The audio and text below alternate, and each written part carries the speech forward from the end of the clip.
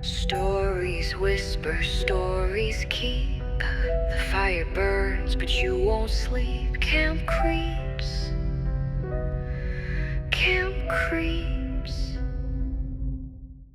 They say the people in Lenton Falls never die. If you get hurt, they fix you. If you're broken, they make you whole again. And if you ever try to leave, they'll come looking for the piece you took with you. Welcome back to Camp Creeps. Tonight's story takes us off the highway to a quiet little town where kindness feels like a trap and every smile hides something stitched shut. This is The Town That Repairs You. The crash wasn't spectacular. Just a curve taken too fast, gravel spitting under tires, headlights slicing through pines before the car clipped the guardrail and tumbled into the ditch. When Daniel Reeves woke up, everything was quiet. He was half out of the driver's seat, face bleeding, one arm at a bad angle. The radio still hummed softly, a song he didn't recognize, all strings and humming voices. He tried the door. It opened easily. The pain hit him when he stood, a sharp, white-hot wave that made him drop to one knee. His arm was broken. He knew that instantly. Bone pushing wrong beneath the skin. "Help," he muttered, but the woods swallowed the word. He stumbled toward the road, clutching his arm to his chest. There were no passing cars, no cell signal, no sound except wind moving through pine needles. Then, headlights in the distance, a single pair, moving slow. He waved, staggering into the lane. The truck stopped a few feet away, engine idling low. An older man stepped out, tall, heavy coat, clean hands. His face looked kind, but his eyes didn't match the smile. "Evenin'," he said. "Looks like you took a spill." Daniel nodded weakly. I need a hospital." "Closest one's a ways off," the man said. "But we've got a clinic in Lenton Falls. The doc there will fix you up, no trouble." Lenton Falls, just down the road. The man helped him into the truck with surprising gentleness. Daniel's vision swam as they drove. Through the windshield, he could just make out the outline of a small town ahead. Wooden signs, dark rooftops, a single water tower with the words, "Welcome to Lenton Falls. We'll take care of you." When the truck stopped, Daniel blinked through the haze of pain. The town was quiet, too quiet. Every house had a porch light burning, warm and yellow, like the people inside were expecting company. The man parked outside a small brick building with a faded sign, Lenton Falls Community Clinic. Inside, the air smelled faintly of antiseptic and lavender. A woman in a white coat appeared from the back room, mid-40s, calm, smile too perfect. "Well now," she said, "you poor thing." Daniel tried to explain about the crash, but she was already guiding him toward an examination table. Her touch was gentle, efficient. She asked no questions. The man who'd driven him there stood in the corner, hat in hand, smiling faintly. The doctor rolled up his sleeve and frowned. "Compound fracture. That's all right. We'll have you good as new in no time." "I don't have insurance," Daniel mumbled. Her smile didn't change. "Oh, we don't worry about that here." She reached for a tray of instruments, small, silver, and spotless.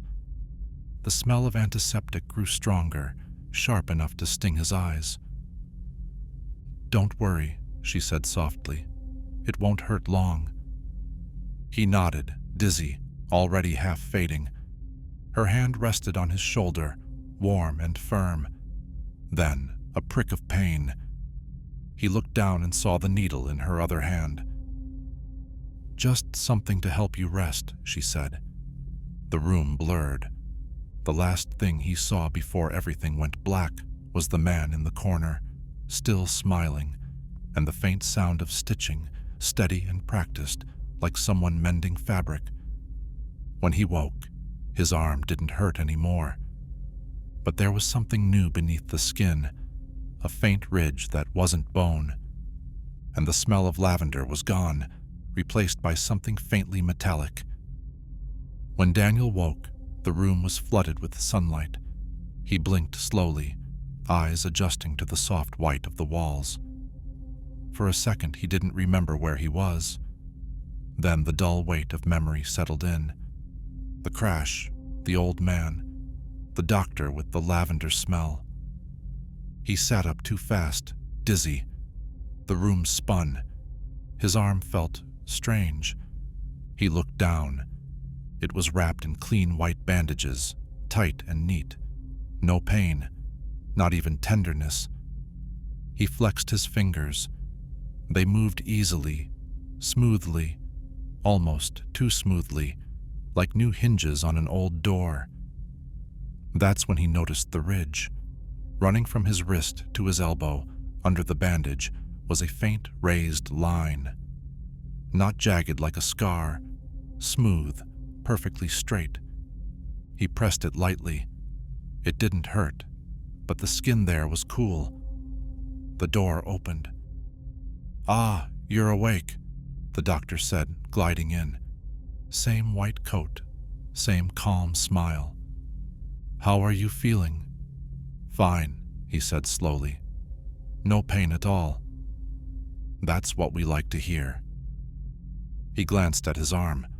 "What exactly did you do?" Her smile never faltered. "We repaired you, Mr. Reeves."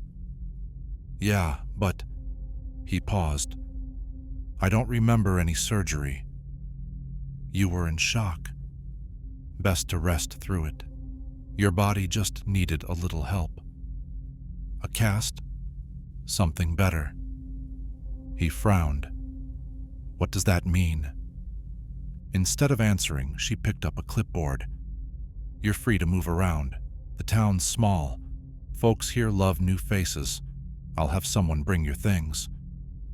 She started to leave, then added, almost as an afterthought, "If you feel any stiffness or itching, don't worry. That's just the nerves learning again." The nerves learning? But she was already gone. He swung his legs off the bed and stood. The floor was cold, tiles smooth. There were no machines in the room. No IVS, no monitors, no anything you'd expect in a real clinic. Just white walls and the faint smell of metal. When he opened the window, the air that came in was wrong. Too clean, like air filtered through water. Outside, the town was bright and quiet. People moved along the street, slow, calm, every one of them smiling as they passed each other. He watched as a man tripped on the sidewalk, hitting his knee hard. The man winced, looked down, and then smiled again. By the time he stood, the scrape was gone. Not even blood. Daniel stared, throat dry. He left the clinic a few minutes later. The sunlight felt thick on his skin. Every building looked new, freshly painted, but too uniform. Same color, same spacing, same neatness. Every lawn trimmed exactly the same. Every window opened the same way. The people waved as he walked by. "Morning, Mr. Reeves. Good to see you out and about. Feeling better?" He stopped. "How do you all know my name?" The nearest man, short, pale, wearing a perfect white shirt, smiled wider. "You're one of us now." Daniel forced a laugh. "Right. I'm just passing through." The man's smile dimmed, just slightly. "Oh, I don't think that's true." He kept walking. The hair on his arms rose. At the end of the street stood a statue, tall, carved from gray stone. A human figure standing with its arms spread open, face smooth and featureless. At its feet, a plaque read, We mend what the world breaks." He turned and nearly ran into the doctor. She was standing behind him, hands folded, smiling pleasantly. "Admiring our founder?" she asked. "I was just looking.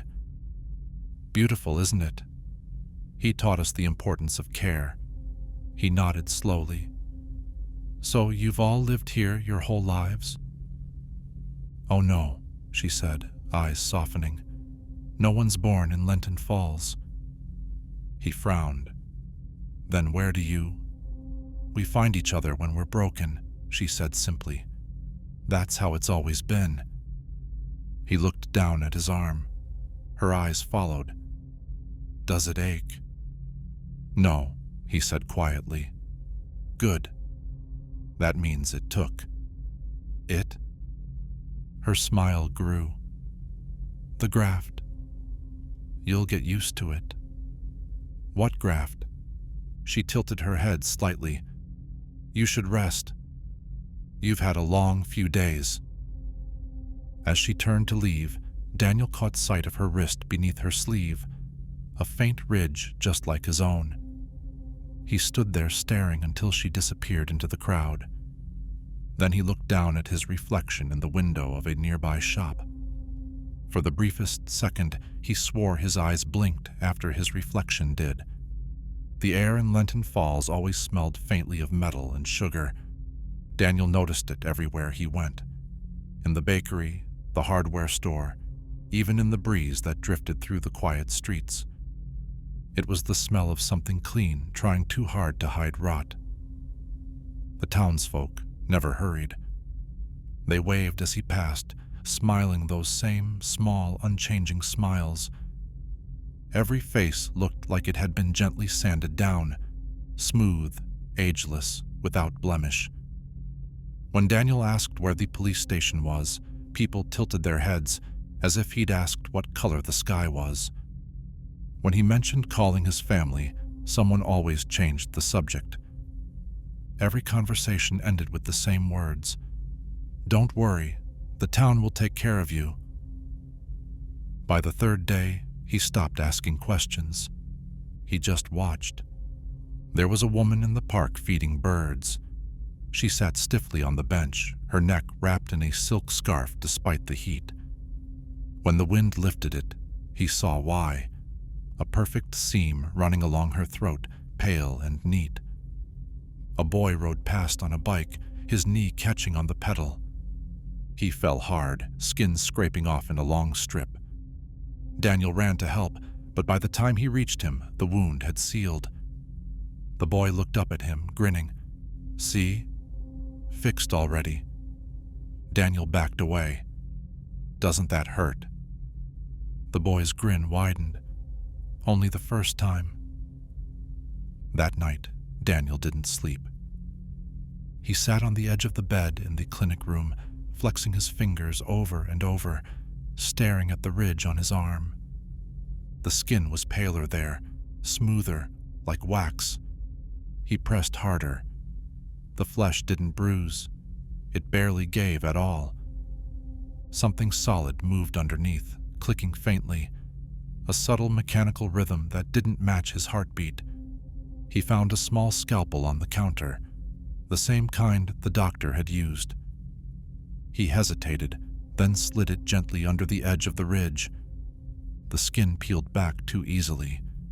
Underneath wasn't muscle. It was a thin weave of silver threads, pulsing faintly with light. They twitched when he breathed. Daniel dropped the blade, gagging. The skin folded itself back into place, smooth as before. No mark, no blood. His breath came fast and uneven. The door opened. The doctor stood in the doorway, hands clasped, smile calm and patient. "I was hoping you wouldn't do that," she said softly. "What did you do to me?" "We repaired you, Mr. Reeves." "With what?" She stepped closer. He backed away until he hit the wall. "You were broken," she said, voice even. "We fixed what was weak. The bone, the tissue, the pain. I didn't ask for this. No one does, she said kindly. They simply arrive. Broken things always find their way here. Daniel shook his head. I'm leaving. You can't. I can walk right out that door. Her smile didn't falter. You could. But the town would follow. We'd have to take back what belongs to us. He stared at her, heart thudding. What belongs to you? The part we gave you. He lunged past her, running out into the street. The town was silent, every window lit, every porch light glowing the same warm yellow. And the people were waiting, dozens of them, standing still, watching him. Their eyes reflected light like glass. Their skin gleamed faintly in the moonlight, too smooth, too perfect.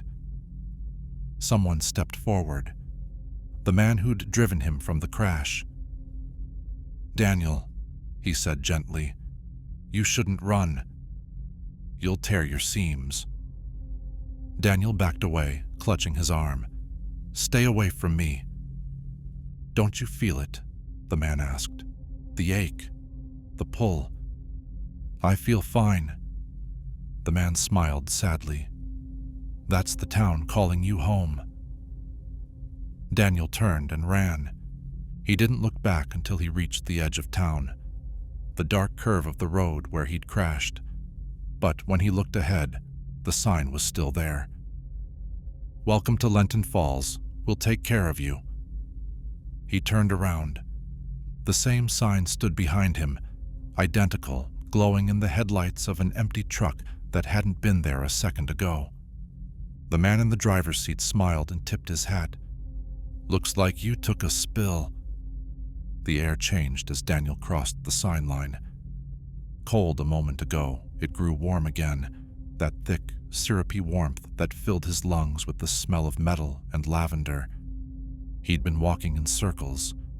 He knew it now. Every road bent back toward town. Every turn led him to the same pale houses and tidy lawns. Lenton Falls was a loop, a perfect sealed wound.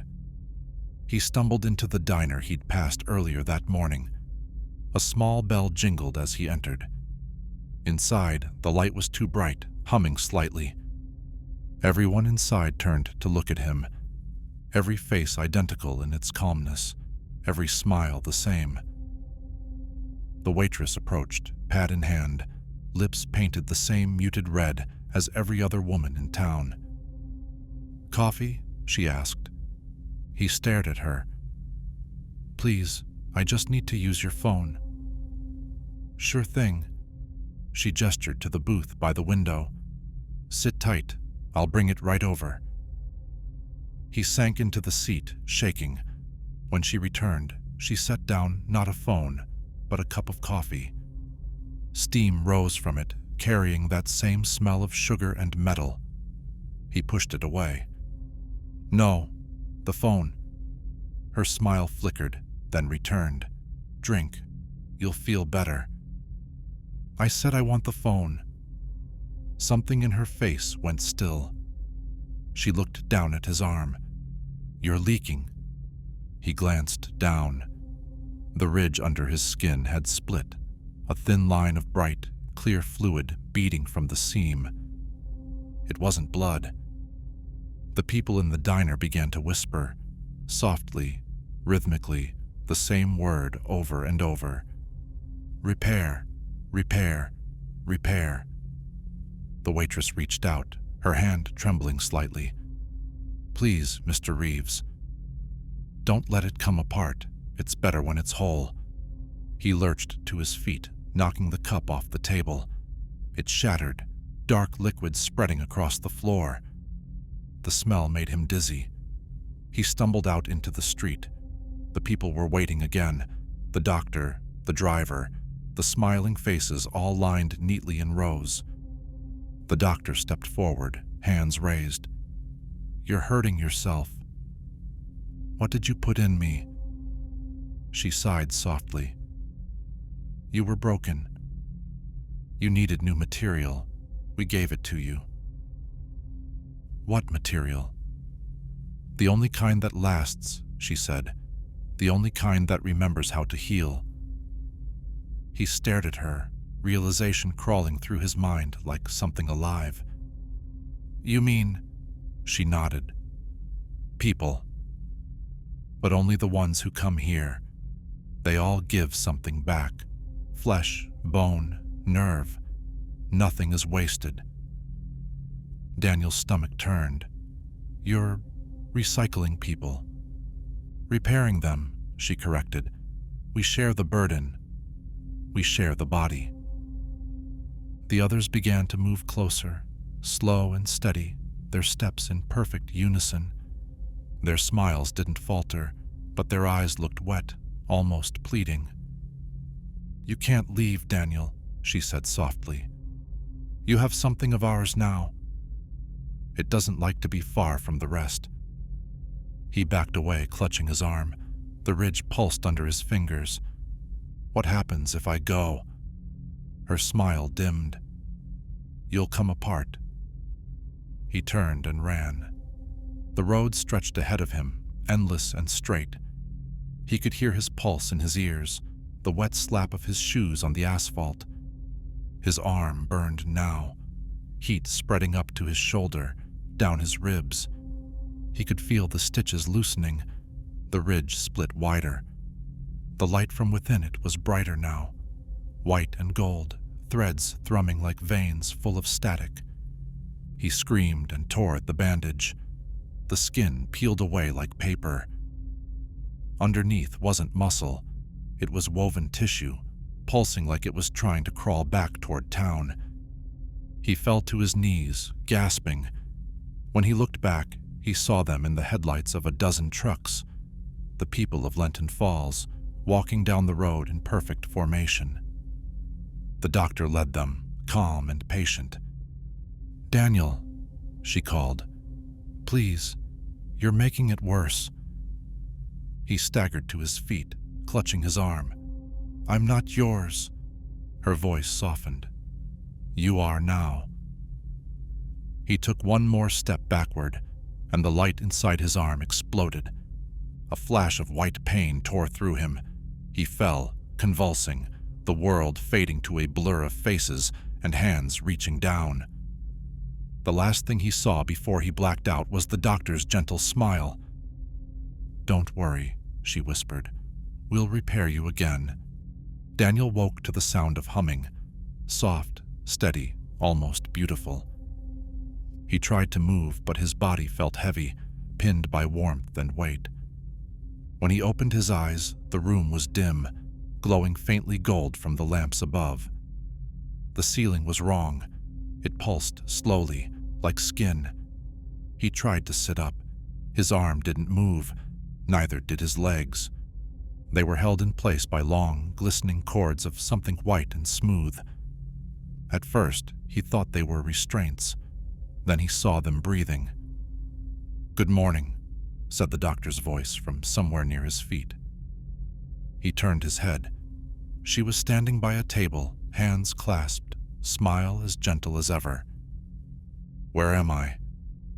His voice came out hoarse, thick with panic.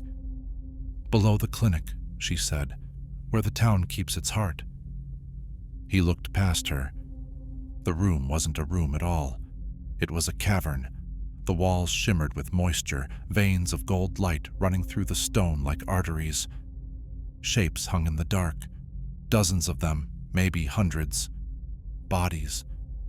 They dangled from the ceiling, suspended in translucent sacks that pulsed faintly in rhythm with each other. Some of them twitched. What is this?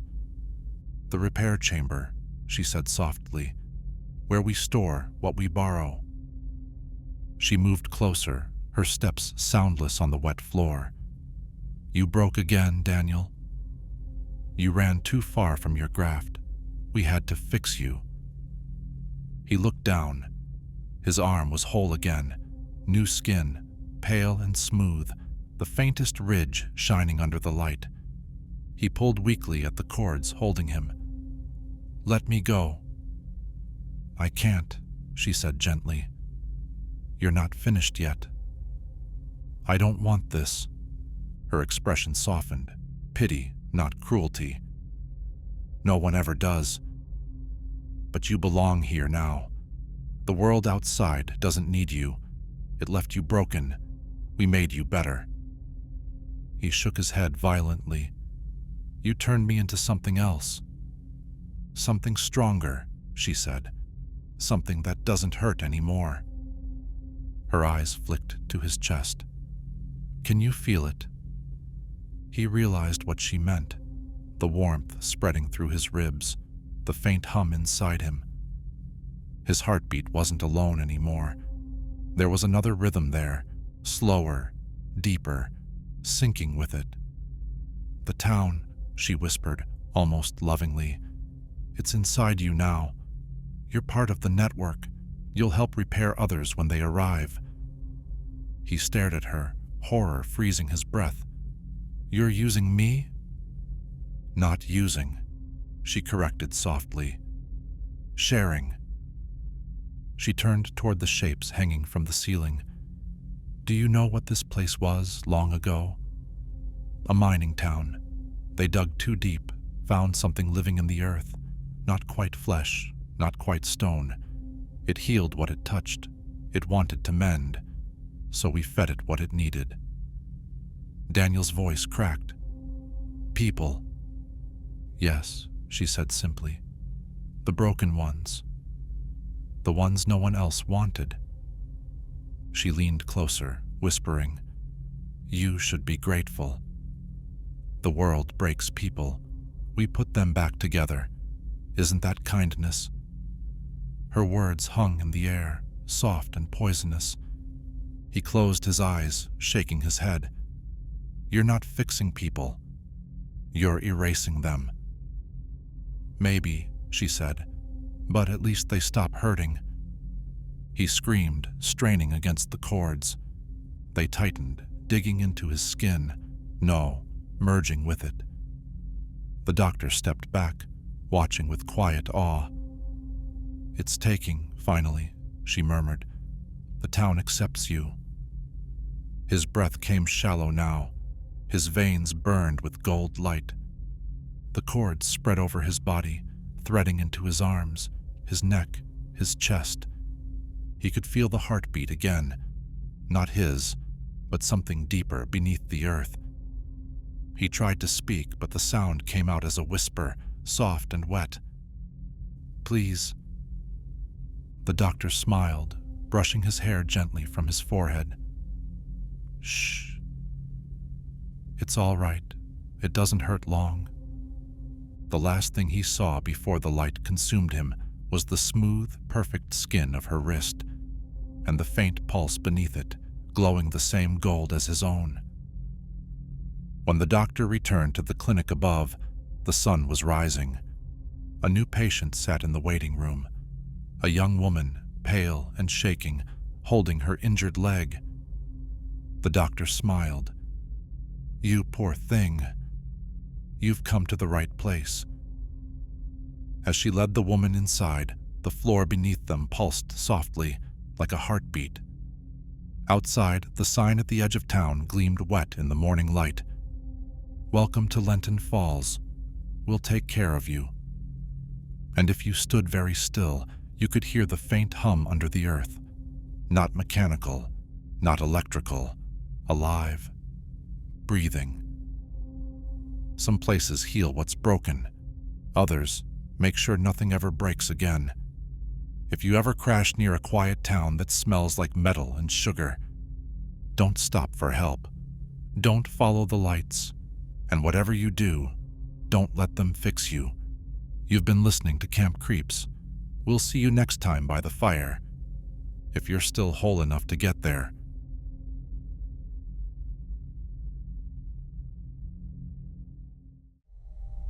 If you made it this far, you must enjoy the dark. So go on, subscribe to Camp Creeps, like the video, and share it so others can sit with us by the fire. We tell stories here every week, stories you'll never forget. But be careful. If you leave without subscribing, well, the next story might come looking for you.